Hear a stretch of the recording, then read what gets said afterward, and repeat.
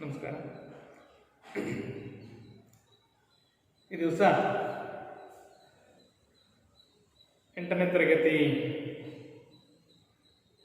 ಸಮಾಜ ವಿಜ್ಞಾನದ ರಾಜ್ಯಶಾಸ್ತ್ರದ ಅಧ್ಯಾಯವಾಗಿರುವಂತಹ ರಾಜ್ಯಶಾಸ್ತ್ರದ ಅರ್ಥ ಮತ್ತು ಪ್ರಾಮುಖ್ಯತೆ, ರಾಜ್ಯಶಾಸ್ತ್ರದ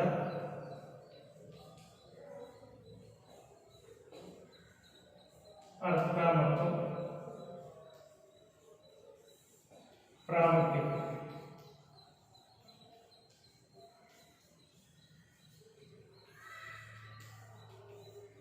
ಈ ಅಧ್ಯಾಯದಲ್ಲಿ ಬರುವಂತಹ ವಿಷಯಗಳ ಬಗ್ಗೆ ಸಂಕ್ಷಿಪ್ತವಾಗಿ ಮಾಹಿತಿಯನ್ನು ತಿಳಿಯೋಣ. ರಾಜ್ಯಶಾಸ್ತ್ರ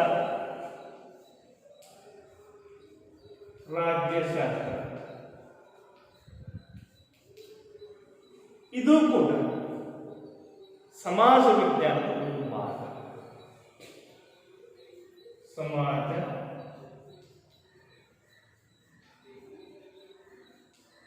ವಿಜ್ಞಾನದ ಒಂದು ಭಾಗ. ಹಾಗಾದ್ರೆ ನಾವು ರಾಜ್ಯಶಾಸ್ತ್ರದಲ್ಲಿ ಯಾವ ವಿಷಯಗಳ ಬಗ್ಗೆ ಅಧ್ಯಯನ ಮಾಡ್ತೇವೆ,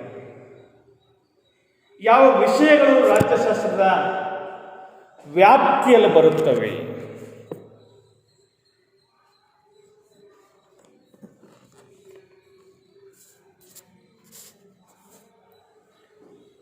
ಯಾವ ವಿಷಯಗಳು ರಾಜ್ಯಶಾಸ್ತ್ರದ ವ್ಯಾಪ್ತಿ. ಮಾನವನ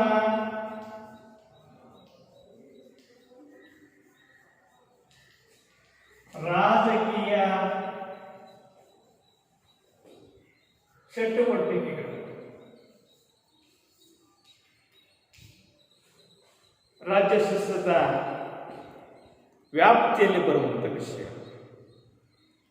ಇದರ ಜೊತೆಗೆ ರಾಜ್ಯ ಹೇಗೆ ಉಗಮವಾಯಿತು, ರಾಜ್ಯ ಹೇಗೆ ಬೆಳವಣಿಗೆಯನ್ನು ಕಾಣ್ತು, ರಾಜ್ಯ ಎಂದು ಕರೆಯಬೇಕಾದರೆ ಯಾವೆಲ್ಲ ಮೂಲಭೂತ ಅಂಶಗಳನ್ನು ಹೊಂದಿದ್ದರೆ ನಾವು ರಾಜ್ಯ ಎಂದು ಕರೆಯಬಹುದು.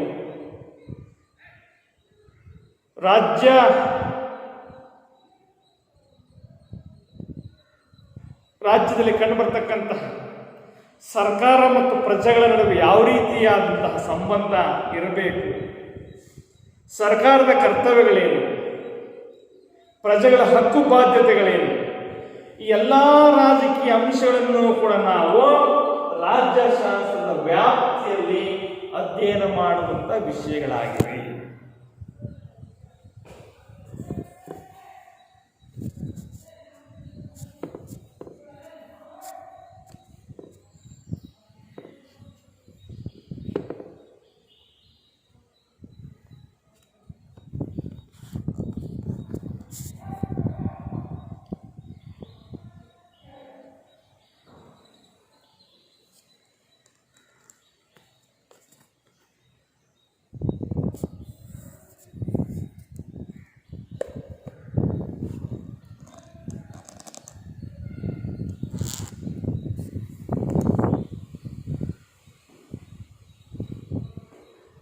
ಇಲ್ಲಿ ರಾಜಕೀಯ ಅಥವಾ ರಾಜ್ಯಶಾಸ್ತ್ರದ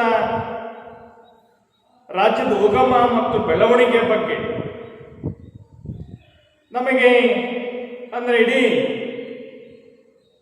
ವಿಶ್ವಕ್ಕೆ ವೈಜ್ಞಾನಿಕವಾಗಿ ಪರಿಚಯಿಸಿದಂತಹ ಕೀರ್ತಿ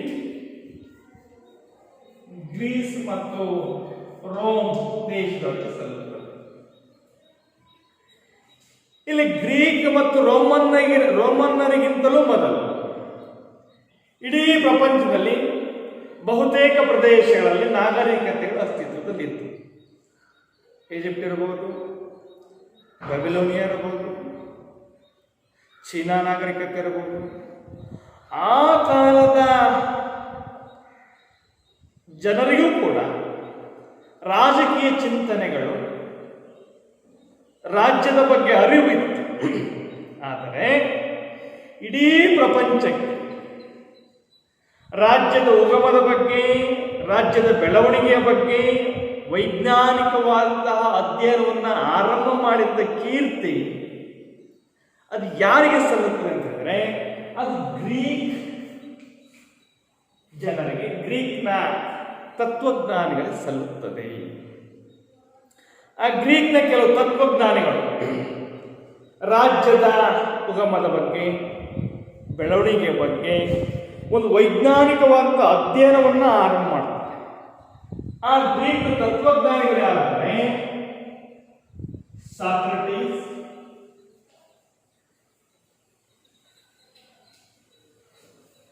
Plato, Aristotle.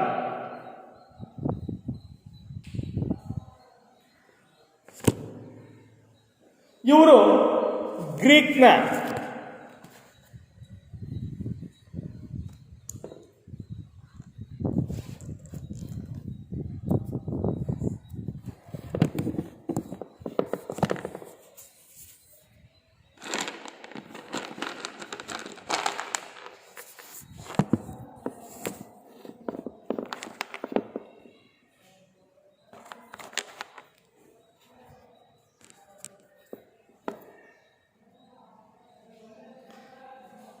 ಗ್ರೀಕ್ನ ತತ್ವಜ್ಞಾನಿಗಳು Socrates, Plato, Aristotle. Socrates ನ ಶಿಷ್ಯ ಪ್ಲೇಟೋ. ಇವರು ಒಂದು ಗ್ರಂಥವನ್ನು ಬರೀತಾರೆ, ದಿ ರಿಪಬ್ಲಿಕ್. The republic. ಈ ಗ್ರಂಥದಲ್ಲಿ ಪ್ಲೇಟೋರವರು ರಾಜ್ಯದ ಉಗಮದ ಬಗ್ಗೆ, ಬೆಳವಣಿಗೆಯ ಬಗ್ಗೆ, ರಾಜ್ಯದ ವ್ಯಾಪ್ತಿ, ಯಾವ ವ್ಯಾಪ್ತಿಯನ್ನು ಹೊಂದಿರಬೇಕು, ರಾಜ್ಯಶಾಸ್ತ್ರ ವ್ಯಾಪ್ತಿ ಏನು, ಎಲ್ಲ ವಿಷಯಗಳ ಬಗ್ಗೆ ವೈಜ್ಞಾನಿಕವಾಗಿ ದಿ ರಿಪಬ್ಲಿಕ್ ಗ್ರಂಥದಲ್ಲಿ ಪ್ಲೇಟೋರವರು ಬರೀತಾರೆ. ಇವರ ನಂತರ ಗ್ರೀಕ್ನ ಇನ್ನೋರ್ವ ರಾಜ್ಯಶಾಸ್ತ್ರಜ್ಞ ಅರಿಸ್ಟಾಟಲ್ ಅವರು ಒಂದು ಗ್ರಂಥವನ್ನು ಬರೀತಾರೆ, ಪಾಲಿಟಿಕ್ಸ್ ಎನ್ನುವಂತ ಗ್ರಂಥ. ಈ ಪಾಲಿಟಿಕ್ಸ್ ಗ್ರಂಥದಲ್ಲಿ ಪ್ಲೇಟೋ ಮತ್ತು ಅರಿಸ್ಟಾಟಲ್ಗಿಂತಲೂ ಕೂಡ, ಪ್ಲೇಟೋ ಮತ್ತು ಸಾಕ್ರಟಿಸ್ಗಿಂತಲೂ ಕೂಡ ರಾಜ್ಯಶಾಸ್ತ್ರ ಅಧ್ಯಯನಕ್ಕೆ ಒಂದು ವೈಜ್ಞಾನಿಕ ತಳಹದಿಯನ್ನು ಹಾಕಿರತಕ್ಕಂಥ ವ್ಯಕ್ತಿ, ರಾಜ್ಯಶಾಸ್ತ್ರಜ್ಞ ಅಂತಂದರೆ ಅದು ಅರಿಸ್ಟಾಟಲ್. ಪ್ಲೇಟೋ ಸಾಕ್ರಟೀಸ್ಗಿಂತಲೂ ರಾಜ್ಯಶಾಸ್ತ್ರ ಅಧ್ಯಯನಕ್ಕೆ ವೈಜ್ಞಾನಿಕವಾದಂತಹ ತಳಹದಿಯನ್ನು, ತಳಪಾಯವನ್ನು ಹಾಕಿರ್ತಕ್ಕಂಥ ವ್ಯಕ್ತಿ ಯಾರು ಅಂತಂದರೆ ಅರಿಸ್ಟಾಟಲ್. ಹಾಗಾಗಿ ಅರಿಸ್ಟಾಟಲ್ ಅವರನ್ನ ರಾಜ್ಯಶಾಸ್ತ್ರದ ಪಿತಾಮಹ ಎಂದು ಕೂಡ ಕರೆಯುತ್ತಾರೆ. ಅರಿಸ್ಟಾಟಲ್ ಅವರನ್ನ ರಾಜ್ಯಶಾಸ್ತ್ರದ ಪಿತಾಮಹ ಎಂದು ಕೂಡ ಕರೆಯುತ್ತಾರೆ. ಇಲ್ಲಿ ಇವರ ಜೊತೆಗೆ ಭಾರತದ ಚಂದ್ರಗುಪ್ತ ಮೌರ್ಯನ ಆಸ್ಥಾನದಲ್ಲಿರ್ತಕ್ಕಂತಹ ಒಬ್ಬ ಕವಿ ಕೌಟಿಲ್ಯ, ಚಾಣಕ್ಯ, ವಿಷ್ಣುಗುಪ್ತ ಅಂತ ಕರೀತಾರೆ. ಕೌಟಿಲ್ಯನ ಕೃತಿ ಅರ್ಥಶಾಸ್ತ್ರ. ಈ ಗ್ರಂಥದಲ್ಲೂ ಕೂಡ ಭಾರತದ ಒಂದು ರಾಜಕೀಯ ಚಿಂತನೆಗಳ ಬಗ್ಗೆಯೂ ಕೂಡ ನಾವು ನೋಡಬಹುದಾಗಿದೆ. ಅಂದ್ರೆ ಭಾರತೀಯರು ಕೂಡ ರಾಜ್ಯಶಾಸ್ತ್ರದ ಬಗ್ಗೆ ಅರಿವನ್ನು ಹೊಂದಿದ್ದರು ಅನ್ನುವಂಥ ವಿಷಯವನ್ನ ನಾವು ಕೌಟಿಲ್ಯನ ಅರ್ಥಶಾಸ್ತ್ರದಲ್ಲಿ ನೋಡಬಹುದಾಗಿದೆ. ಇಲ್ಲಿ ಪ್ರಾಚೀನ ಗ್ರೀಕರು ಸಮಸ್ತ ರಾಜ್ಯದ ಚಟುವಟಿಕೆಗಳನ್ನು ಅನ್ವಯಿಸಿ ಪಾಲಿಟಿಕ್ಸ್ ಅಂದ್ರೆ ನಗರ ರಾಜ್ಯ, ಮೂಲ ಗ್ರೀಕ್ ಪದ ಪೋಲಿಸ್ ಎಂಬ ಪದದಿಂದ ಹುಟ್ಟು ಬಂದಿದೆ. ಪೋಲಿಸ್ ಅಂದ್ರೆ ಅಥವಾ ಪಾಲಿಸ್ ಅಂದ್ರೆ ಗ್ರೀಕ್ ಪದದಲ್ಲಿ ನಗರ ರಾಜ್ಯ. ನಗರ ರಾಜ್ಯಗಳ ಅಧ್ಯಯನವೇ ರಾಜ್ಯಶಾಸ್ತ್ರ. ಇದು ಗ್ರೀಕರೇ ಹೇಳ್ತಾರೆ. ಈ ಸಮಸ್ತ ರಾಜ್ಯಶಾಸ್ತ್ರದ ಚಟುವಟಿಕೆಗಳು ಆರಂಭವಾಗಿದ್ದೇ ಇಲ್ಲಿ ಗ್ರೀಸ್ನಲ್ಲಿ ನಗರ ರಾಜ್ಯಗಳ ಅಧ್ಯಯನ ಆರಂಭವಾಯಿತು. ಪಾಲಿಸ್ ಅಂದ್ರೆ ಕನ್ನಡದಲ್ಲಿ ನಗರ ರಾಜ್ಯ ಅಂತ ಕರೀತಾರೆ. ಈ ರೀತಿ ನಗರ ರಾಜ್ಯದ ಆಡಳಿತದ ಅಧ್ಯಯನವೇ ರಾಜಕಾರಣವಾಯಿತು. ಆಧುನಿಕ ಶಾಸ್ತ್ರಜ್ಞರು ಈ ನಗರ ರಾಜ್ಯಗಳ ಅಧ್ಯಯನವನ್ನೇ ರಾಜ್ಯಶಾಸ್ತ್ರ ಎಂದು ಕರೆಯುತ್ತಾರೆ. ನಗರ ರಾಜ್ಯಗಳ ಅಧ್ಯಯನಕ್ಕೆ ತಳಹದಿಯನ್ನು ಹಾಕಿದವರು, ಬುನಾದಿಯನ್ನು ಹಾಕಿದವರು ಗ್ರೀಕರು. ಆ ಸಣ್ಣ ಸಣ್ಣ ನಗರ ರಾಜ್ಯಗಳ ಅಧ್ಯಯನವೇ ಕಾಲಕ್ರಮೇಣವೇನಾಯಿತು, ದೊಡ್ಡ ದೊಡ್ಡ ರಾಜ್ಯಗಳ ಉಗಮಕ್ಕೆ ಕಾರಣವಾಯಿತು. ಆ ರಾಜ್ಯಗಳ ಉಗಮ, ವ್ಯಾಪ್ತಿ, ಬೆಳವಣಿಗೆ, ಮೂಲಭೂತ ಅಂಶಗಳು ಇವೆಲ್ಲವೂ ಕೂಡ ರಾಜ್ಯಶಾಸ್ತ್ರದ ವ್ಯಾಪ್ತಿಗೆ ಒಳಪಡಿತು. ಈ ರೀತಿ ಇಡೀ ಸಂಕ್ಷಿಪ್ತವಾಗಿ ರಾಜ್ಯಶಾಸ್ತ್ರದ ವಸ್ತು ವಿಷಯ ಏನು ಅಂದರೆ, ಮಾನವನ ರಾಜಕೀಯ ಚಟುವಟಿಕೆಗಳ ಬಗ್ಗೆ, ರಾಜ್ಯದ ಮೂಲದ ಬಗ್ಗೆ, ರಾಜ್ಯದ ಬೆಳವಣಿಗೆಯ ಬಗ್ಗೆ, ಪೌರರ ಹಕ್ಕು ಬಾಧ್ಯತೆಗಳ ಬಗ್ಗೆ, ಸರ್ಕಾರದ ನಡೆಯ ಬಗ್ಗೆ ಸಮಗ್ರವಾಗಿ ರಾಜ್ಯಶಾಸ್ತ್ರದಲ್ಲಿ ನಾವು ಅಧ್ಯಯನ ಮಾಡಬಹುದಾದಂತಹ ವಿಷಯಗಳಾಗಿವೆ. ಇನ್ನೊಮ್ಮೆ ಕರೆಕ್ಟ್ ತಿಳ್ಕೊಳ್ಳಿ, ರಾಜ್ಯಶಾಸ್ತ್ರವು ಕೂಡ ಸಮಾಜ ವಿಜ್ಞಾನದ ಒಂದು ಭಾಗ. ರಾಜ್ಯಶಾಸ್ತ್ರದಲ್ಲಿ ಯಾವ ವಿಷಯಗಳ ಬಗ್ಗೆ ನಾವು ಅಧ್ಯಯನ ಮಾಡ್ತೇವೆ ಅಂತ ಹೇಳಿದ್ರೆ, ಮಾನವನ ರಾಜಕೀಯ ಚಟುವಟಿಕೆಗಳನ್ನ, ರಾಜ್ಯದ ಮೂಲವನ್ನ, ರಾಜ್ಯದ ಬೆಳವಣಿಗೆಯನ್ನ, ರಾಜ್ಯದ ವ್ಯಾಪ್ತಿಯ ಬಗ್ಗೆ ನಾವು ಅಧ್ಯಯನ ಮಾಡ್ತೇವೆ. ಈ ರಾಜ್ಯಶಾಸ್ತ್ರದ ಬಗ್ಗೆ ನಮಗೆ ಅರಿವನ್ನು ಮೂಡಿಸಿದವರು, ರಾಜ್ಯಶಾಸ್ತ್ರದ ಪರಿಕಲ್ಪನೆಯನ್ನ ಜಗತ್ತಿಗೆ ಪರಿಚಯಿಸಿದವರು ಯಾರು ಅಂತ ಹೇಳಿದ್ರೆ ಗ್ರೀಕ್ ಮತ್ತು ರೋಮನ್ನರು. ಅವರಿಗಿಂತಲೂ ಮೊದಲು ಚಿಂತನೆಗಳನ್ನು ಹೊಂದಿದ್ರು, ಆಗ ಪರಿಚಯ ಮಾಡಲಿಕ್ಕೆ ಹೋಗಿರಲಿಲ್ಲ. ನಾಗರಿಕತೆಗಳು, ಅನೇಕ ನಾಗರಿಕತೆಗಳು ಪ್ರಪಂಚದಲ್ಲಿ ಅಸ್ತಿತ್ವದಲ್ಲಿದ್ವು. ಚೀನಿಯರು, ಬ್ಯಾಬಿಲೋನಿಯನ್ನರು, ಈಜಿಪ್ಟರು, ಅನೇಕ ನಾಗರಿಕತೆಗಳು ತಮ್ಮದೇ ಆಗಿರತಕ್ಕಂಥ ರಾಜಕೀಯ ಚಿಂತನೆಗಳನ್ನು ಹೊಂದಿದ್ರು. ಆದರೆ ವೈಜ್ಞಾನಿಕವಾಗಿ, ಕ್ರಮಬದ್ಧವಾಗಿ ರಾಜ್ಯಶಾಸ್ತ್ರದ ಅಧ್ಯಯನಕ್ಕೆ ತಳಪಾಯ ಹಾಕಿದಂಥವರು ರಾಜ್ಯಶಾಸ್ತ್ರದ ಗ್ರೀಕ್ನ ರಾಜ್ಯಶಾಸ್ತ್ರಜ್ಞರಾಗಿರ್ತಕ್ಕಂತಹ ಸಾಕ್ರಟೀಸ್, ಪ್ಲೇಟೋ, ಅರಿಸ್ಟಾಟಲ್. ಇವರು ರಾಜ್ಯಶಾಸ್ತ್ರದ ಅಧ್ಯಯನಕ್ಕೆ ತಳಪದಿ ಹಾಕಿದ್ರು. ಅದರಲ್ಲೂ ವಿಶೇಷವಾಗಿ ಪ್ಲೇಟೋ ತನ್ನ ಗ್ರಂಥದಲ್ಲಿ ದಿ ರಿಪಬ್ಲಿಕನ್ ಅಂತ ಗ್ರಂಥದಲ್ಲಿ ಏನು ಬರೀತಾರೆ, ರಾಜ್ಯಶಾಸ್ತ್ರ ಯಾವೆಲ್ಲ ಚಟುವಟಿಕೆ ವಿಷಯಗಳನ್ನು ಹೊಂದಿರಬೇಕು ಅನ್ನುವಂಥದ್ದು. ಇನ್ನ ವೈಜ್ಞಾನಿಕವಾಗಿ ರಾಜ್ಯಶಾಸ್ತ್ರ ಅಧ್ಯಯನವನ್ನು ಆರಂಭ ಮಾಡಿದವರೇ ಅರಿಸ್ಟಾಟಲ್. ಹಾಗಾಗಿ ಅವರನ್ನ ಪಿತಾಮಹ ಅಂತ ಕರಿತೇವೆ. ಯಾವುದರ ಪಿತಾಮಹ? ರಾಜ್ಯಶಾಸ್ತ್ರದ ಪಿತಾಮಹ. ಅವರು ಕೂಡ ಒಂದು ಗ್ರಂಥವನ್ನು ಬರೀತಾರೆ, ಪಾಲಿಟಿಕ್ಸ್. ಆ ಪಾಲಿಟಿಕ್ಸ್ ಗ್ರಂಥದಲ್ಲಿ ಅವರು ಕೂಡ ರಾಜ್ಯದ ಉಗಮ, ಬೆಳವಣಿಗೆ, ಸ್ವರೂಪ, ಪೌರರ ಸರ್ಕಾರದ ಕರ್ತವ್ಯಗಳೇನು ಎಲ್ಲವನ್ನೂ ಕೂಡ ಅಧ್ಯಯನ ಮಾಡತಕ್ಕಂಥ ಭಾಗವೇ ರಾಜ್ಯಶಾಸ್ತ್ರ ಅನ್ನುವಂತಹ ವಿಷಯವನ್ನ ಪಾಲಿಟಿಕ್ಸ್ ಗ್ರಂಥದಲ್ಲಿ ಬರೀತಾರೆ. ಈ ರೀತಿ ಗ್ರೀಕಲ್ಲಿ ನಗರ ರಾಜ್ಯಗಳ ಅಸ್ತಿತ್ವದಲ್ಲಿರ್ತದೆ. ಇಂಗ್ಲಿಷಿನ ಪಾಲಿಸ್ ಅಲ್ಲ, ಗ್ರೀಕ್ ಭಾಷೆಯ ಪಾಲಿಸ್ ಅನ್ನುವಂತಹ ಪದಕ್ಕೆ ಕನ್ನಡದಲ್ಲಿ ನಗರ ರಾಜ್ಯ ಅಂತ ಕರೀತಾರೆ. ಆ ನಗರ ರಾಜ್ಯಗಳ ಅಧ್ಯಯನವೇ ಕಾಲಕ್ರಮೇಣ ರಾಜ್ಯಶಾಸ್ತ್ರದ ವಸ್ತು ವಿಷಯವಾಗಿ ಅಸ್ತಿತ್ವಕ್ಕೆ ಬರ್ತದೆ. ಈ ರೀತಿ ನಗರ ರಾಜ್ಯಗಳ ಅಧ್ಯಯನವೇ ರಾಜ್ಯಶಾಸ್ತ್ರ ವಸ್ತು ವಿಷಯವಾಯಿತು ಅನ್ನುವಂಥ ವಿಷಯವನ್ನ ರಾಜ್ಯಶಾಸ್ತ್ರಜ್ಞರು ವಿಶ್ಲೇಷಣೆ ಮಾಡುತ್ತಾರೆ.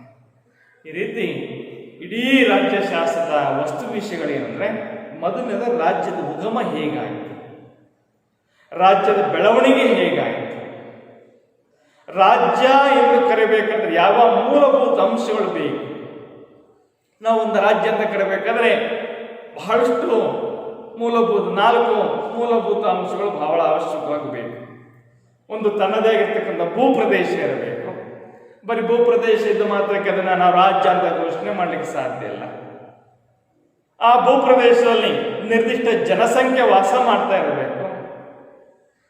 ಜನಸಂಖ್ಯೆ ಇದ್ದ ಮಾತ್ರಕ್ಕೆ ಅದನ್ನು ರಾಜ್ಯ ಅಂತ ಕರೀಲಿಕ್ಕೆ ಸಾಧ್ಯ ಇಲ್ಲ. ಪರಮಾಧಿಕಾರ ಇರಬೇಕು. ಈ ರೀತಿಯ ಅಂಶಗಳಿದ್ದರೆ ನಾವು ರಾಜ್ಯ ಎಂದು ಕರೆಯಬಹುದಾಗಿದೆ. ಜನಸಂಖ್ಯೆ, ಭೂಪ್ರದೇಶ, ರಾಜ್ಯ ಇವೆಲ್ಲವೂ ಕೂಡ ಇದ್ದಾಗ ನಾವು ಒಂದು ಪ್ರದೇಶವನ್ನು ರಾಜ್ಯ ಎಂದು ಕರೆಯಬಹುದು. ಈ ಎಲ್ಲ ಅಂಶಗಳನ್ನು ಸಮಗ್ರವಾಗಿ ಅಧ್ಯಯನ ಮಾಡತಕ್ಕಂಥದ್ದೇ ಒಟ್ಟಾರೆಯಾಗಿ ಮನುಷ್ಯನ ರಾಜಕೀಯ ಚಟುವಟಿಕೆಗಳನ್ನು ಸಮಗ್ರವಾಗಿ ಅಧ್ಯಯನ ಮಾಡುವಂತಹ ಭಾಗವನ್ನೇ ರಾಜ್ಯಶಾಸ್ತ್ರ ಎಂದು ಕರೆಯುತ್ತೇವೆ. ರಾಜ್ಯಶಾಸ್ತ್ರ ವ್ಯಾಖ್ಯಾನ. ರಾಜ್ಯಶಾಸ್ತ್ರ ಎಂದರೇನು ಹೇಳಿದ್ರೆ ಮನುಷ್ಯನ ರಾಜಕೀಯ ಚಟುವಟಿಕೆಗಳ ಬಗ್ಗೆ ಸಮಗ್ರವಾಗಿ ಅಧ್ಯಯನ ಮಾಡುವುದನ್ನೇ ರಾಜ್ಯಶಾಸ್ತ್ರ ಎಂದು ಕರೆಯುತ್ತೇವೆ.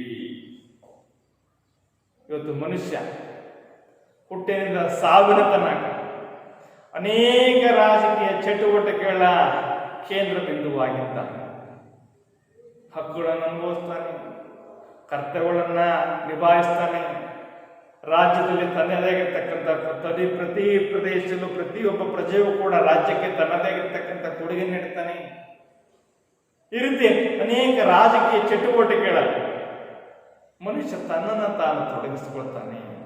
ಹಾಗಾಗಿ ರಾಜ್ಯಶಾಸ್ತ್ರ ಎಂದರೇನು ಅನ್ನುವುದಕ್ಕೆ ಬಹಳ ಸಂಕ್ಷಿಪ್ತವಾಗಿರ್ತಕ್ಕಂತಹ ಡೆಫಿನೇಷನ್ ಹೇಳಿದ್ರೆ ಮನುಷ್ಯನ ರಾಜಕೀಯ ಚಟುವಟಿಕೆಗಳ ಕುರಿತು ಮನುಷ್ಯನ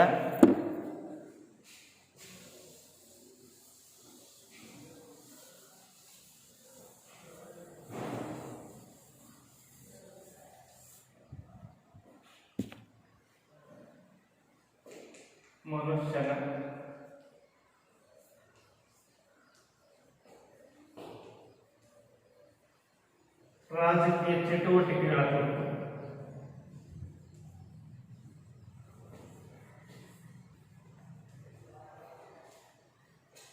ಸಮಗ್ರ ಅಧ್ಯಯನ ಮಾಡುವುದೇ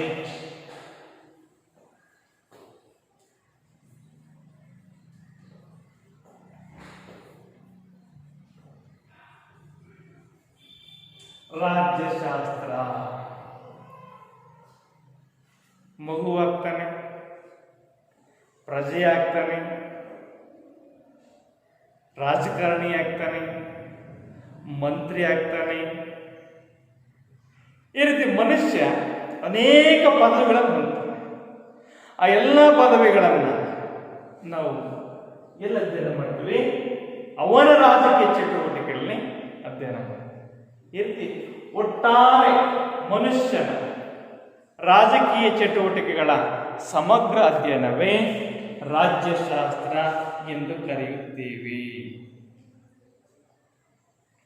ಈ ರಾಜ್ಯಶಾಸ್ತ್ರ ರಾಜ್ಯದ ಭೂತ, ವರ್ತಮಾನ ಮತ್ತು ಭವಿಷ್ಯದ ಸಂಸ್ಥೆಗಳ ಬಗ್ಗೆನೂ ಕೂಡ ನಮಗೆ ಸಾಕಷ್ಟು ಪರಿಚಯವನ್ನು ಮಾಡುತ್ತದೆ. ಹಾಗಾದರೆ ರಾಜ್ಯಶಾಸ್ತ್ರ ವ್ಯಾಖ್ಯಾನವನ್ನ ಅಥವಾ ಅರ್ಥವನ್ನು ನೋಡಿದ್ವಿ. ಮನುಷ್ಯನ ರಾಜಕೀಯ ಚಟುವಟಿಕೆಗಳನ್ನು ಅಧ್ಯಯನ ಮಾಡ್ತೇವೆ. ಸರಿ, ಹಾಗೆ ರಾಜ್ಯಶಾಸ್ತ್ರದ ಪ್ರಾಮುಖ್ಯತೆ ಏನು? ರಾಜ್ಯಶಾಸ್ತ್ರದ ಮಹತ್ವ ಏನು? ರಾಜ್ಯಶಾಸ್ತ್ರದ ಪ್ರಾಮುಖ್ಯತೆ.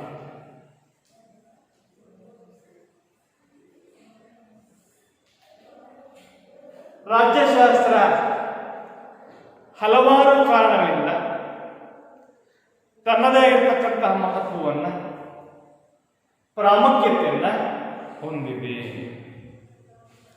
ಮೊದಲನೇದಾಗಿ ರಾಜ್ಯಶಾಸ್ತ್ರದ ಪ್ರಾಮುಖ್ಯತೆ ಏನಂದ್ರೆ ರಾಜ್ಯದ ಉಗಮ,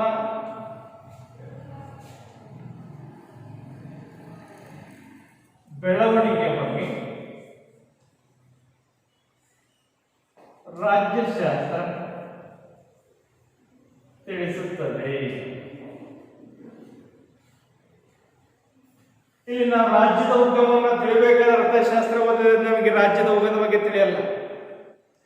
ಭೂಗೋಳ ಓದಿದ್ರೆ ನಮಗೆ ರಾಜ್ಯಶಾಸ್ತ್ರದ ರಾಜ್ಯದ ಉಗಮದ ಬಗ್ಗೆ ತಿಳಿಯೋಲ್ಲ. ವ್ಯವಹಾರ ಅಧ್ಯಯನ ಓದಿದ್ರೆ ನಮಗೆ ರಾಜ್ಯದ ಉಗಮದ ಬಗ್ಗೆ ಗೊತ್ತಾಗುವುದಿಲ್ಲ. ನಮಗೆ ರಾಜ್ಯದ ಉಗಮದ ಬಗ್ಗೆ, ಹೇಗೆ ಬೆಳವಣಿಗೆ ಆಯಿತು ಅನ್ನೋದ್ರ ಬಗ್ಗೆ ನಮಗೆ ಸಂಪೂರ್ಣವಾಗಿರ್ತಕ್ಕಂಥ ವಿಷಯ ಬೇಕಾದ್ರೆ ನಾವು ಯಾವುದನ್ನು ಅಧ್ಯಯನ ಮಾಡಬೇಕು? ರಾಜ್ಯಶಾಸ್ತ್ರ ಅಧ್ಯಯನ ಮಾಡಿದಾಗ ಮಾತ್ರ ರಾಜ್ಯ ಹೇಗೆ ಉಗಮವಾಯಿತು. ಏಕಾಏಕಿ ರಾತ್ರೋರಾತ್ರಿ ಒಂದು ರಾಜ್ಯ ಉಗಮವಾಗಲಿಲ್ಲ. ರಾಜ್ಯ ಉಗಮವಾಗಬೇಕಾದರೆ ಹಲವಾರು ಕಾರಣಗಳಿಂದಾಗಿ, ಹಲವಾರು ಪರಿಣಾಮಗಳ ನಂತರ ರಾಜ್ಯ ಉಗಮವಾಗುತ್ತದೆ. ಈಗಾಗಲೇ ನಮಗೆ ಇತಿಹಾಸದಲ್ಲಿ ಸಾಕಷ್ಟು ಅಧ್ಯಯನ ಮಾಡ್ತೇವೆ. ಮನುಷ್ಯ ಹುಟ್ಟಿನಿಂದ ಅಲೆಮಾರಿಯಾಗಿ ಗುಹೆಗಳಲ್ಲಿ, ಪೊಟರೆಗಳಲ್ಲಿ ಜೀವನ ನಡೆಸ್ತಾ, ಅಲೆಮಾರಿಯಾಗಿ ಒಂದು ಪ್ರದೇಶದಿಂದ ಇನ್ನೊಂದು ಪ್ರದೇಶಕ್ಕೆ ಹೋಗ್ತಾ, ಆ ಕಾಡಿನಲ್ಲಿ ಸಿಗುವಂತಹ ಗೆಡ್ಡೆ ಗೆಣಸುಗಳನ್ನ, ಪ್ರಾಣಿಗಳನ್ನ ಬೇಟೆಯಾಡ್ತಾ ಅದೇ ಹಸಿ ಮಾಂಸವನ್ನ ಬಳಕೆ ಮಾಡ್ತಾನೆ, ತನ್ನ ಜೀವನವನ್ನು ನಡೆಸ್ತಾ ಇರ್ತಾನೆ. ಕಾಲಕ್ರಮೇಣ ಇದೇ ಮನುಷ್ಯ ಭೂಮಿಯ ಮೇಲಿನ ಅಗಾಧವಾದಂತಹ ಬದಲಾವಣೆಯಿಂದಾಗಿ ಆ ಮನುಷ್ಯನಲ್ಲಿಯೂ ಕೂಡ ಅಗಾಧವಾದ ಬದಲಾವಣೆಗಳಾದ. ಏನು ಬದಲಾವಣೆ ಆಯಿತು? ಭೂಮಿಯಲ್ಲಿ ಸರಿಸುಮಾರು 12,000 ವರ್ಷಗಳ ಹಿಂದೆ ಇದ್ದಕ್ಕಿದ್ದ ಭೂಮಿಯಲ್ಲಿ ಏನಾಯಿತು? ಉಷ್ಣತೆ ಹೆಚ್ಚಾಯಿತು. ಆ ಉಷ್ಣತೆ ಹೆಚ್ಚಾದ ಪರಿಣಾಮವಾಗಿ ಹುಲ್ಲುಗಾವಲುಗಳು ಬೆಳೆದವು, ಅನೇಕ ಸಸ್ಯವರ್ಗ ಬೆಳವಣಿಗೆಯಾಯಿತು. ಪ್ರಾಣಿ ಮತ್ತು ಪಕ್ಷಿ ಸಂತಾನಗಳಲ್ಲಿ ಸಂತಾನಾಭಿವೃದ್ಧಿ ಹೆಚ್ಚಾಯಿತು. ಇದರ ಜೊತೆಗೆ ಅನೇಕ ಪ್ರಾಣಿಗಳು, ಆ ಪ್ರಾಣಿಗಳ ಗುಣಲಕ್ಷಣಗಳು ಪರಿಚಯ ಆಯಿತು. ಆ ಪ್ರಾಣಿಗಳನ್ನ ಸಾಕಲಿಕ್ಕೆ ಆರಂಭ ಮಾಡ್ದ, ಪಶುಪಾಲನೆ ಆರಂಭವಾಯಿತು, ಹೈನುಗಾರಿಕೆ ಆರಂಭವಾಯಿತು. ಈ ರೀತಿ ಅನೇಕ ಜನ ಅಲೆಮಾರಿಯಾಗಿರ್ತಕ್ಕಂಥ ಮನುಷ್ಯರು ಕೂಡ ಕಾಡಿನಲ್ಲಿರುವಂಥ ದೊಡ್ಡ ದೊಡ್ಡ ಪ್ರಾಣಿಗಳ ಭಯದಿಂದಾಗಿ ಎಲ್ಲ ಮನುಷ್ಯರು ಕೂಡ ಒಂದು ಕಡೆ ನೆಲೆ ನಿಂತು ಜೀವನವನ್ನು ಮಾಡಲಿಕ್ಕೆ ಆರಂಭ ಮಾಡಿದರು. ತಾನು ವಾಸ ಮಾಡ್ತಿರ್ತಕ್ಕಂಥ ಪ್ರದೇಶ ಸುತ್ತಮುತ್ತ ಅರಣ್ಯವನ್ನು ನಾಶ ಮಾಡಿ ಆ ಭೂಪ್ರದೇಶವನ್ನು ಸಾಗುವಳಿ ಮಾಡಲಿಕ್ಕೆ ಆರಂಭ ಮಾಡದ. ಈ ರೀತಿ ಕೃಷಿ ಚಟುವಟಿಕೆ ಆರಂಭವಾಯಿತು. ಜನರ ಗುಂಪು, ಜನ ಸಮೂಹ ಆಯಿತು. ಆ ಜನ ಸಮೂಹಕ್ಕೆ ಒಬ್ಬ ನಾಯಕರನ್ನು ಆಯ್ಕೆ ಮಾಡಿಕೊಂಡ್ರು. ಮುಂದೆ ಆ ಜನ ಸಮೂಹವೇ ಒಂದು ದೊಡ್ಡ ಭೂಪ್ರದೇಶವಾಗುತ್ತದೆ. ಆ ಭೂಪ್ರದೇಶವನ್ನು ನಾವು ರಾಜ್ಯ ಅಂತ ಕರೆದ್ವಿ. ಈ ರೀತಿ ರಾಜ್ಯ ಹೇಗೆ ಉಗಮವಾಯಿತು ಅಂದರೆ ಅಲೆಮಾರಿ ಜೀವನದಿಂದ ಇವತ್ತು ಸಮೂಹ ಜೀವನದವರೆಗೂ, ಸಂಘ ಜೀವನದವರೆಗೂ ಇವತ್ತು ರಾಜ್ಯದ ಉಗಮದ ಬಗ್ಗೆ ಸಂಕ್ಷಿಪ್ತವಾಗಿರ್ತಕ್ಕಂಥ ಮಾಹಿತಿಯನ್ನ ನಾವು ತಿಳಿಯಬೇಕಾದರೆ ರಾಜ್ಯಶಾಸ್ತ್ರವನ್ನ ಅಧ್ಯಯನ ಮಾಡಬೇಕು. ರಾಜ್ಯಶಾಸ್ತ್ರದ ಹೊರತು ರಾಜ್ಯದ ಉಗಮದ ಬಗ್ಗೆ, ರಾಜ್ಯದ ಬೆಳವಣಿಗೆ ಬಗ್ಗೆ ಬೇರೆ ಯಾವ ಶಾಸ್ತ್ರವೂ ಮಾಹಿತಿಯನ್ನು ನೀಡುವುದಿಲ್ಲ. ಹಾಗಾಗಿ ನಾವು ರಾಜ್ಯಶಾಸ್ತ್ರ ಯಾಕೆ ಅಧ್ಯಯನ ಮಾಡಬೇಕು? ಒಂದು ರಾಜ್ಯ ಹೇಗೆ ಉಗಮವಾಯಿತು, ಹೇಗೆ ಬೆಳವಣಿಗೆಯನ್ನು ಕಾಣ್ತು ಅನ್ನುವಂತಹ ವಿಷಯವನ್ನು ನಾವು ತಿಳಿಯಬೇಕಾದರೆ ರಾಜ್ಯಶಾಸ್ತ್ರವನ್ನ ಅಧ್ಯಯನ ಮಾಡಬೇಕು. ರಾಜ್ಯಶಾಸ್ತ್ರದ ಅಧ್ಯಯನದ ಹೊರತು ರಾಜ್ಯದ ಉಗಮದ ಬಗ್ಗೆ ಯಾವುದೇ ರೀತಿಯಂಥ ಅಂಶಗಳನ್ನು ತಿಳಿಯಲಿಕ್ಕೆ ಸಾಧ್ಯವಿಲ್ಲ. ಹಾಗಾಗಿ ರಾಜ್ಯಶಾಸ್ತ್ರದ ಮಹತ್ವ ಏನಪ್ಪ ಅಂದರೆ, ಮೊಟ್ಟ ಮೊದಲನೇದಾಗಿ ರಾಜ್ಯಶಾಸ್ತ್ರ ರಾಜ್ಯದ ಉಗಮದ ಬಗ್ಗೆ ಮಾಹಿತಿಯನ್ನು ನೀಡುತ್ತದೆ, ಬೆಳವಣಿಗೆಯ ಬಗ್ಗೆ ಮಾಹಿತಿಯನ್ನು ನೀಡುತ್ತದೆ.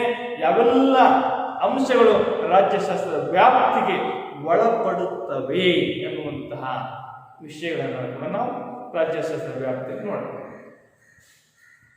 ಇದರ ಜೊತೆ ಎರಡನೆಯ ಒಂದು ಬಹಳ ಪ್ರಮುಖವಾಗಿರ್ತಕ್ಕಂತಹ ಅಂಶ, ರಾಜ್ಯಶಾಸ್ತ್ರ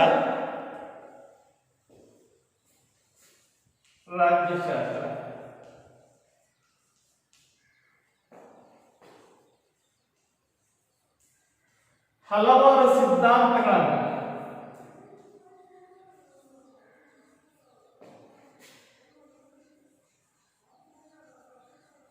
ಪರಿಚಯಿಸುತ್ತದೆ.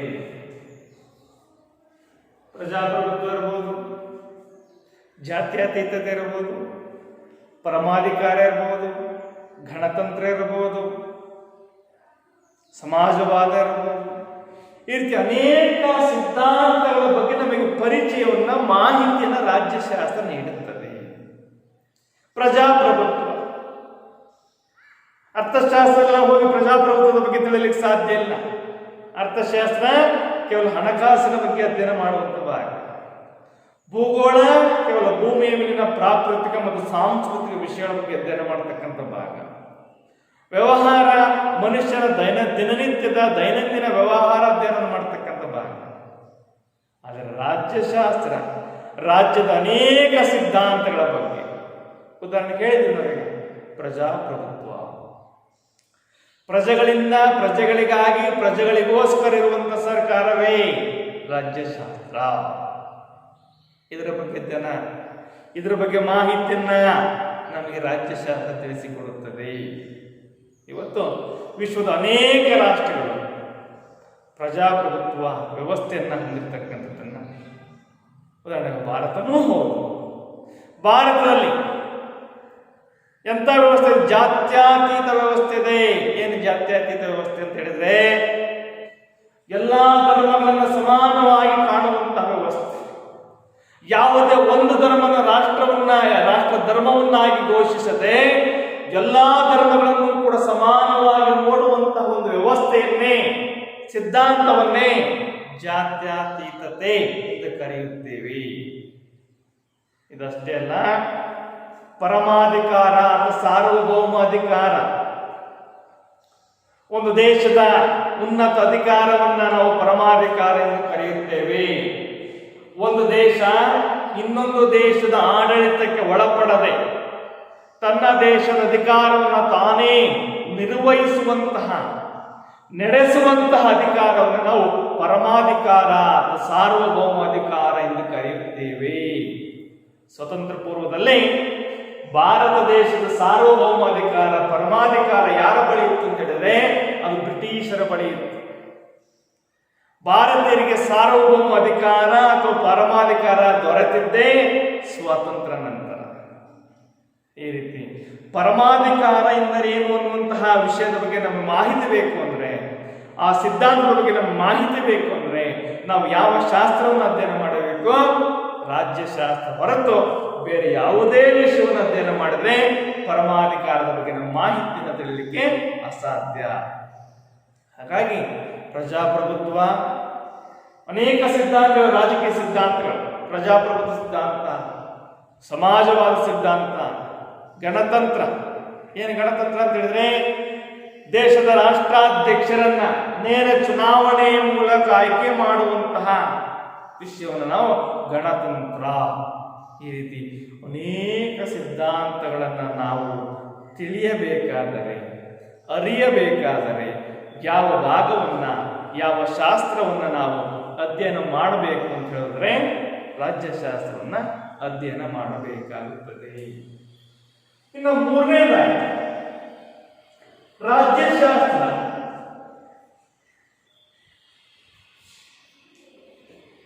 ಶಾಸಕಾಂಗ, ಕಾರ್ಯಾಂಗ ಮತ್ತು ನ್ಯಾಯಾಂಗಗಳ ಬಗ್ಗೆ ಮಾಹಿತಿಯನ್ನು ನೀಡುತ್ತದೆ. ಇವತ್ತು ನಾವು ಸರ್ಕಾರ ಎಂದು ಕರೆಯಬೇಕಾದ್ರೆ ಮೂರು ಅಂಗಗಳು ಪ್ರಮುಖವಾಗಿರಲೇಬೇಕು: ಶಾಸಕಾಂಗ, ಕಾರ್ಯಾಂಗ ಮತ್ತು ನ್ಯಾಯಾಂಗ.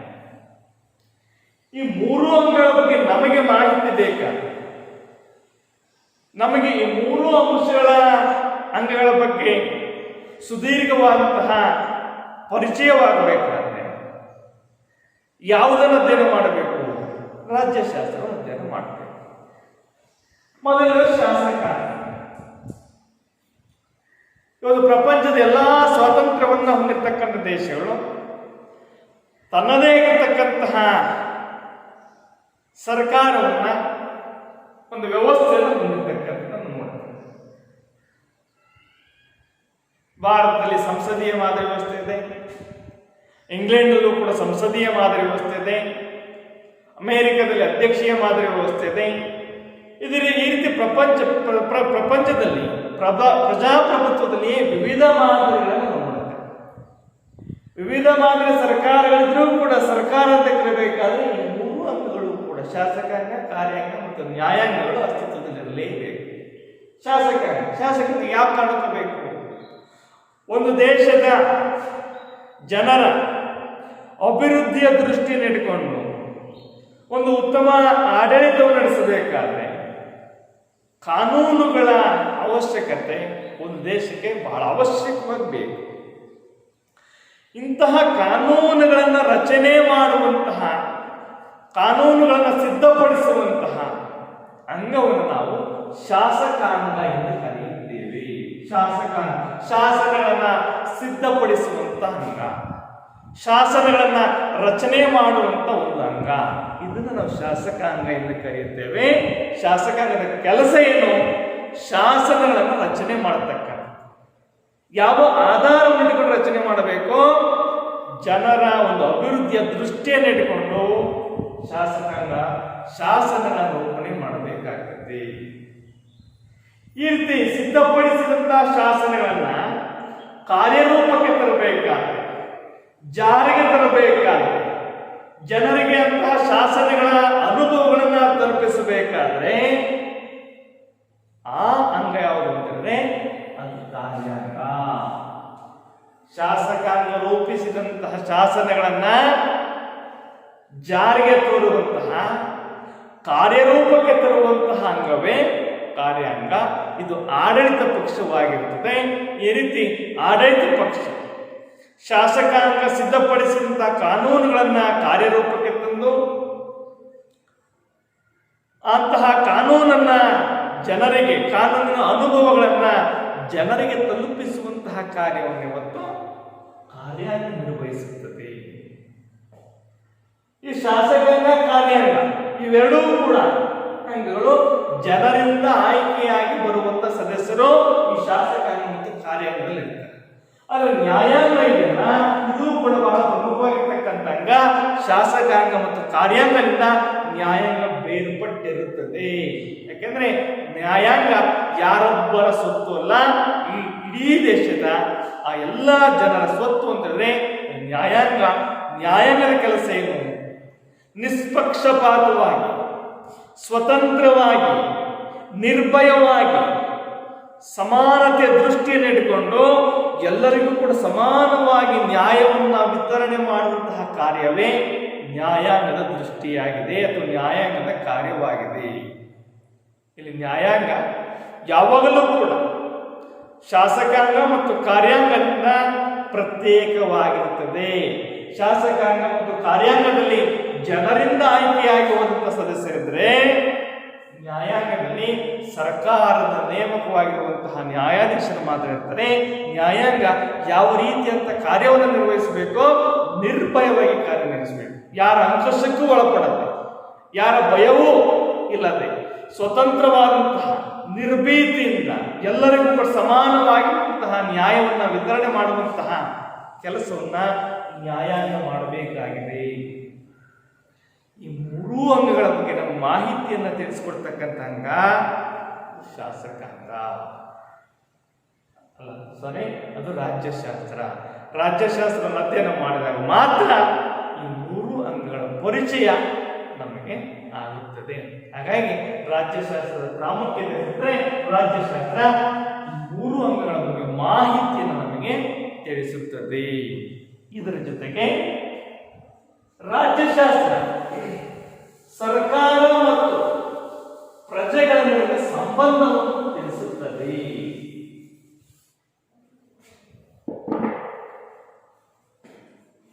ರಾಜ್ಯಶಾಸ್ತ್ರ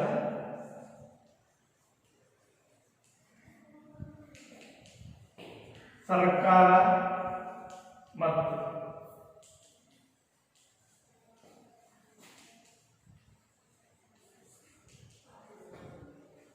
ನಡುವೆ ಸಂಬಂಧ ತಿಳಿಸುತ್ತದೆ.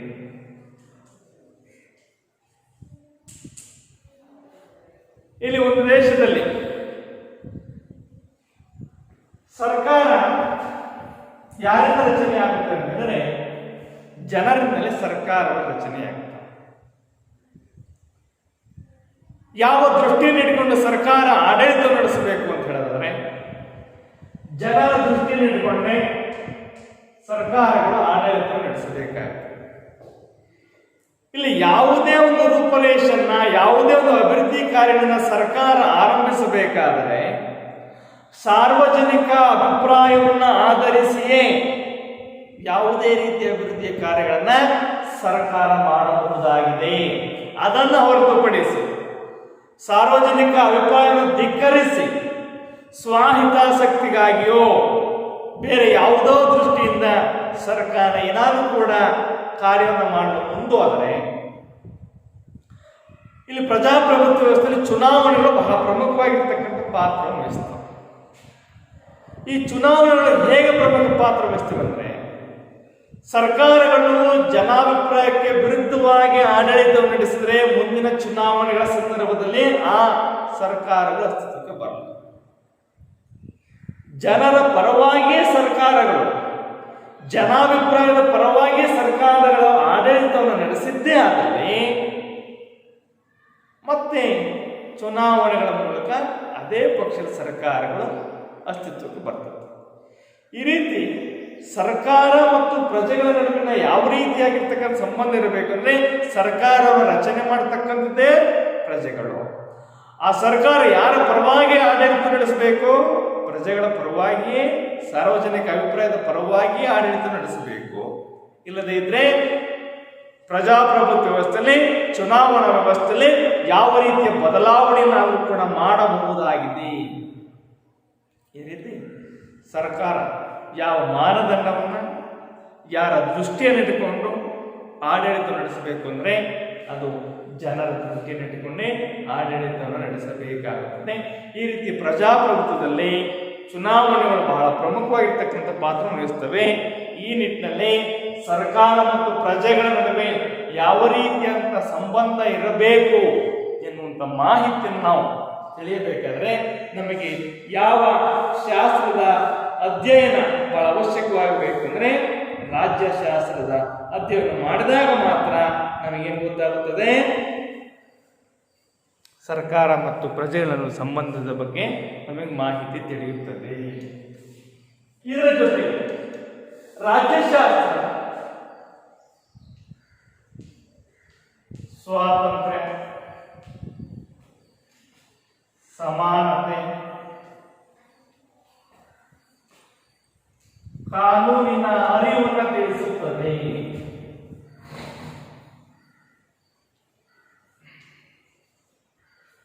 ಸ್ವತಂತ್ರ ಬಹಳ ಜನಕ್ಕೆ ಪದ ಗೊತ್ತಿದೆ, ಅರ್ಥ ಗೊತ್ತಿಲ್ಲ. ಯಾರ ಅಂಕುಶವೂ ಇಲ್ಲ ಇರುವಂತಹ ಅಂಶವನ್ನು ನಾವು ಸ್ವಾತಂತ್ರ್ಯ ಅಂತ ಕರೀತೀವಿ.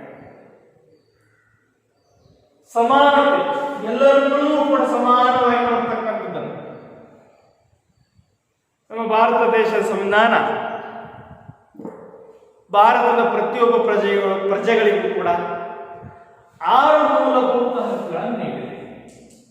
ಅದರ ಮೊದಲನೇ ಸಮಾನತೆ ಹಕ್ಕು. 14, 15, 16ನೇ ವಿಧಿಗಳು. 14ನೇ ವಿಧಿ ತಿಳಿಸುತ್ತದೆ ಎಲ್ಲರೂ ಸಮಾನರು. ಎಲ್ಲರೂ ಅಂದ್ರೆ ಯಾರು ಮತ್ತೆ ಪ್ರಶ್ನೆ. ಅದಕ್ಕೆ ಉತ್ತರವು 15ನೇ ವಿಧಿ ತಿಳಿಸುತ್ತದೆ ಯಾವುದೇ ಲಿಂಗ, ವರ್ಣ, ಜಾತಿ ಭೇದವಿಲ್ಲದೆ ಎಲ್ಲರೂ ಸಮಾನರು.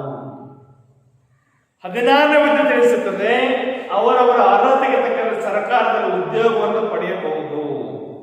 ಈ ರೀತಿ 14, 16, 14, 15, 16 ಈ 3 ವಿಧಿಗಳು ಸಮಾನತೆ ಹಕ್ಕಿನ ಬಗ್ಗೆ. ಅಂದ್ರೆ ಭಾರತದಲ್ಲಿ ಪ್ರತಿಯೊಬ್ಬ ಪ್ರಜೆಗೂ ಕೂಡ ತನ್ನದೇ ಆಗಿರ್ತಕ್ಕಂಥ ಸಮಾನತೆ ಹಕ್ಕನ್ನ ಅನುಭವಿಸಬಹುದಾಗಿದೆ. ಬರೀ ಸಮಾನತೆ ಮಾತ್ರ ಅಲ್ಲ, ಸ್ವಾತಂತ್ರ್ಯ, ಶೋಷಣೆಯನ್ನ ಖಂಡಿಸುವಂತಹ ಹಕ್ಕು, ಧಾರ್ಮಿಕ ಸ್ವಾತಂತ್ರ್ಯದ ಹಕ್ಕು, ಶೈಕ್ಷಣಿಕ ಮತ್ತು ಸಾಂಸ್ಕೃತಿಕ ಹಕ್ಕು, ಸಂವಿಧಾನ ಮತ್ತು ಪರಿಹಾರಾತ್ಮಕ ಹಕ್ಕು. ಈ ರೀತಿ ಭಾರತದ ಸಂವಿಧಾನ ಭಾರತದ ಪ್ರತಿಯೊಬ್ಬ ಪ್ರಜೆಗಳಿಗೂ ಕೂಡ 6 ಮೂಲಭೂತ ಹಕ್ಕುಗಳನ್ನ ನೀಡಿದೆ. ಇಲ್ಲಿ ಭಾರತದ ಅಥವಾ ವಿಶ್ವದ ಯಾವುದೇ ದೇಶದ ಒಬ್ಬ ವ್ಯಕ್ತಿ ಸ್ವಾತಂತ್ರ್ಯ, ಸಮಾನತೆ ಹೊಂದಿರಬೇಕು. ಈ 2 ಹಕ್ಕುಗಳು, ಈ 2 ಅಂಶಗಳು ಮನುಷ್ಯನ ವ್ಯಕ್ತಿತ್ವವನ್ನ ವಿಕಾಸ ಮಾಡುವಂತಹ ಅಂಶಗಳು. ಯಾವ ವ್ಯಕ್ತಿ ಸ್ವತಂತ್ರವಾಗಿರ್ತಾನೆ, ಯಾವ ವ್ಯಕ್ತಿ ಎಲ್ಲರೂ ಅನುಭವಿಸುವಂತ ಸಮಾನತೆಯ ಅಂಶಗಳನ್ನು ಹೊಂದುತ್ತಾನೆ, ಅನುಭವಿಸುತ್ತಾನೆ, ಅವನ ವ್ಯಕ್ತಿತ್ವ ಸರ್ವಾಂಗೀಣ ವಿಕಾಸವಾಗುತ್ತದೆ. ಸರ್ವಾಂಗೀಣ ವಿಕಾಸದ ವ್ಯಕ್ತಿತ್ವವಾಗಿ ಮಾರ್ಪಾಡಾಗುತ್ತದೆ. ಈ ರೀತಿ ಸ್ವತಂತ್ರದ ಬಗ್ಗೆ, ಸಮಾನತೆಯ ಬಗ್ಗೆ, ಕಾನೂನು. ಇವತ್ತು ಕಾನೂನು ಅಂದ್ರೆ ಏನು? ಯಾವ್ಯಾವ ಸಂದರ್ಭದಲ್ಲೂ ಕಾನೂನಿನ ಬಳಕೆಯನ್ನು ಮಾಡಬೇಕು ಅನ್ನುವಂತಹ ಜ್ಞಾನ, ಅರಿವನ್ನು ನಮಗೆ ರಾಜ್ಯಶಾಸ್ತ್ರ ತಿಳಿಸಿಕೊಡುತ್ತದೆ. ಏಕಾಬಿಟ್ಟಿಯಾಗಿ ನಾವು ಎಲ್ಲದರಲ್ಲಿ ಅದರ ವಿರುದ್ಧವಾಗಿ ನಾವು ಪ್ರದರ್ಶನ ಮಾಡ್ತೀವಿ. ಆದರೆ ಕಾನೂನಿನ ಅರಿವನ್ನ, ಜ್ಞಾನವನ್ನು ತಿಳಿಬೇಕಾದ್ರೆ ನಮಗೆ ರಾಜ್ಯಶಾಸ್ತ್ರ ಕಾನೂನಿನ ಜ್ಞಾನವನ್ನ, ಕಾನೂನಿನ ಅರಿವನ್ನ ತಿಳಿಸಿಕೊಡುತ್ತದೆ. ಈ ರೀತಿ ರಾಜ್ಯಶಾಸ್ತ್ರ ನಮಗೆ ಸ್ವಾತಂತ್ರ್ಯ, ಸಮಾನತೆ, ಕಾನೂನಿನ ಜ್ಞಾನ, ಕಾನೂನಿನ ಅರಿವು, ಕಾನೂನಿನ ಬಳಕೆಯ ಬಗ್ಗೆ ಮಾಹಿತಿಯನ್ನು ತಿಳಿಸಿಕೊಡುತ್ತದೆ. ಹಾಗಾಗಿ ರಾಜ್ಯಶಾಸ್ತ್ರ ಅಧ್ಯಯನ ಮಾಡಿದರೆ ಈ 3 ಅಂಶಗಳ ಬಗ್ಗೆ ನಮಗೆ ಅರಿವು ಮೂಡುತ್ತದೆ. ಇದು ಕೂಡ ರಾಜ್ಯಶಾಸ್ತ್ರದ ಒಂದು ಪ್ರಮುಖವಾಗಿರ್ತಕ್ಕಂತಹ ಒಂದು ಅಂಶವಾಗಿದೆ. ಇನ್ನು ರಾಜ್ಯಶಾಸ್ತ್ರ ಹಕ್ಕು ಮತ್ತು ಕರ್ತವ್ಯಗಳ ಬಗ್ಗೆ ಮಾಹಿತಿಯನ್ನು ನೀಡುತ್ತದೆ. ಇವತ್ತು ಪ್ರತಿಯೊಬ್ಬರೂ ಕೂಡ ಹಕ್ಕುಗಳನ್ನ ಅನುಭವಿಸಲು ಮುಂದಾಗುತ್ತಾರೆ ವಿನಃ ನಾವು ನಿರ್ವಹಿಸುವಂತಹ ಕರ್ತವ್ಯಗಳೇನು ಅನ್ನೋದನ್ನ ಇವತ್ತು ಬಹಳಷ್ಟು ಜನ ಮರೀತಾರೆ. ಹಕ್ಕುಗಳಿಗೆ ಏನಾದರೂ ಧಕ್ಕೆ ಉಂಟಾದರೆ ಮುಷ್ಕರಗಳನ್ನು ಮಾಡ್ತಾರೆ. ಆದರೆ ನಾವು ಯಾವ ರೀತಿಯಾಗಿರ್ತಕ್ಕಂಥ ಕರ್ತವ್ಯಗಳನ್ನು ನಿರ್ವಹಿಸಬೇಕು ಅನ್ನೋದನ್ನು ಕೂಡ ಅರಿಬೇಕು. ಏನ್ ಹಕ್ಕು ಅಂತ ಹೇಳಿದ್ರೆ ವ್ಯಕ್ತಿತ್ವ ವಿಕಾಸಕ್ಕೆ ಅವಕಾಶವನ್ನ ಕಲ್ಪಿಸುವಂತಹ ಅಂಶಗಳನ್ನು ನಾವು ಹಕ್ಕುಗಳು ಎಂದು ಕರೆಯುತ್ತೇವೆ. ಹಕ್ಕುಗಳಂದ್ರೇನು? ಹಕ್ಕುಗಳು ಯಾಕೆ ಬೇಕು?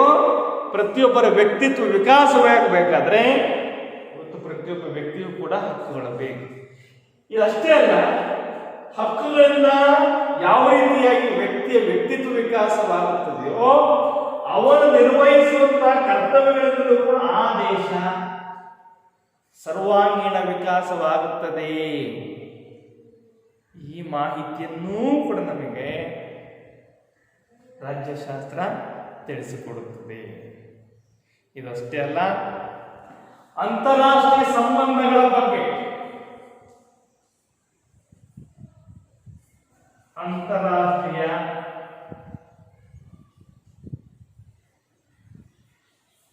ಸಂಬಂಧಗಳ ಬಗ್ಗೆ ನಮಗೆ ರಾಜ್ಯಶಾಸ್ತ್ರ ಮಾಹಿತಿ ನೀಡುತ್ತದೆ.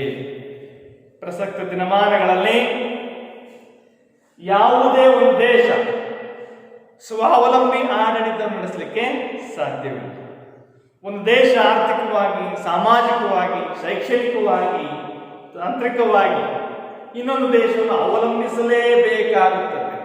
ಆದ್ಮೇಲೆ ಒಂದು ದೇಶ ಇನ್ನೊಂದು ದೇಶದೊಂದಿಗೆ ಯಾವ ರೀತಿಯಾದ ಸಂಬಂಧವನ್ನು ಹೊಂದಿರಬೇಕು ಅನ್ನುವಂತಹ ಮಾಹಿತಿಯನ್ನು ಕೂಡ ನಮಗೆ ಈ ರಾಜ್ಯಶಾಸ್ತ್ರ ಸಂಪೂರ್ಣವಾಗಿರ್ತಕ್ಕಂಥ ಮಾಹಿತಿಯನ್ನ ತಿಳಿಸಿಕೊಡುತ್ತದೆ. ಯಾಕಂದ್ರೆ ಅಂತಾರಾಷ್ಟ್ರೀಯ ಸಂಬಂಧಗಳು ಬಹಳ ಉತ್ತಮವಾಗಿದ್ರೆ ಆ ದೇಶ ಎಲ್ಲಾ ಕ್ಷೇತ್ರದಲ್ಲೂ ಕೂಡ ಬಹಳ ಉತ್ತಮವಾದ ಸಾಧನೆಯನ್ನು ಮಾಡಬಹುದು. ಇದಕ್ಕೆ ವಿರುದ್ಧವಾಗಿ ಒಂದು ದೇಶ ಎಲ್ಲಾ ರಾಷ್ಟ್ರಗಳೊಂದಿಗೂ ಕೂಡ ಉತ್ತಮವಾದ ಸಂಬಂಧವನ್ನ ಹೊಂದದೇ ಇದ್ದರೆ ಯಾವ ರೀತಿಯಾದ ಪಶ್ಚಾತ್ತಾಪವನ್ನು ಪಡಬಹುದು ಅನ್ನೋದಕ್ಕೆ ಇವತ್ತು ಉದಾಹರಣೆ ಪಾಕಿಸ್ತಾನವೇ. ಎಲ್ಲಾ ರಾಷ್ಟ್ರಗಳು ಕೂಡ ಇವತ್ತು ಎಲ್ಲಾ ದೃಷ್ಟಿಯಿಂದಲೂ ಕೂಡ ದಿಗ್ಬಂಧನವನ್ನು ಹೇಳ್ತಾ ಇದೆ. ಹಾಗಾಗಿ ಇವತ್ತು ಅಂತಾರಾಷ್ಟ್ರೀಯ ಸಂಬಂಧಗಳು ಬಹಳ ಪ್ರಮುಖ, ಒಂದು ದೇಶದ ಅಭಿವೃದ್ಧಿಯಲ್ಲಿ ಬಹಳ ಪ್ರಮುಖವಾಗಿರ್ತಕ್ಕಂಥ ಪಾತ್ರವನ್ನು ವಹಿಸ್ತವೆ. ಆ ನಿಟ್ಟಿನಲ್ಲಿ ಇವತ್ತು ಅಂತಾರಾಷ್ಟ್ರೀಯ ಸಂಬಂಧಗಳ ಬಗ್ಗೆ ನಾವು ತಿಳಿಬೇಕಾದ್ರೆ ರಾಜ್ಯಶಾಸ್ತ್ರವನ್ನ ಅಧ್ಯಯನ ಮಾಡಬೇಕು. ಹಾಗಾಗಿ ಈ ನಿಟ್ಟಿನಲ್ಲಿ ಕೂಡ ರಾಜ್ಯಶಾಸ್ತ್ರ ಬಹಳ ಮಹತ್ವವನ್ನು ಪಡ್ಕೊಂಡಿದೆ. ಕಾನೂನಿನ ಬಗ್ಗೆ, ಅನೇಕ ಸಿದ್ಧಾಂತಗಳ ಬಗ್ಗೆ, ಸ್ವಾತಂತ್ರ್ಯದ ಬಗ್ಗೆ, ಸಮಾನತೆಯ ಬಗ್ಗೆ, ಸರ್ಕಾರದ ಅಂಗಸಂಸ್ಥೆಗಳ ಬಗ್ಗೆ, ಸರ್ಕಾರ ಮತ್ತು ಪ್ರಜೆಗಳ ನಡುವೆ ಯಾವ ರೀತಿಯ ಸಂಬಂಧವನ್ನ ಇರಬೇಕು ಎನ್ನುವಂತ ಎಲ್ಲ ಮಾಹಿತಿಯನ್ನ ನಾವು ತಿಳಿಯಬೇಕಾದ್ರೆ ನಾವು ಯಾವುದನ್ನು ಅಧ್ಯಯನ ಮಾಡಬೇಕು ಅಂತ ಹೇಳಿದ್ರೆ ರಾಜ್ಯಶಾಸ್ತ್ರದ ಅಧ್ಯಯನ ಮಾಡಿದಾಗ ಎಲ್ಲ ಅಂಶಗಳ ಅರಿವು ಜ್ಞಾನ ನಮಗೆ ತಿಳಿಯುತ್ತದೆ. ಇದಿಷ್ಟು ರಾಜ್ಯಶಾಸ್ತ್ರದ ಪ್ರಾಮುಖ್ಯತೆ ಮತ್ತು ಮಹತ್ವದ ಅಂಶಗಳಾಗಿವೆ.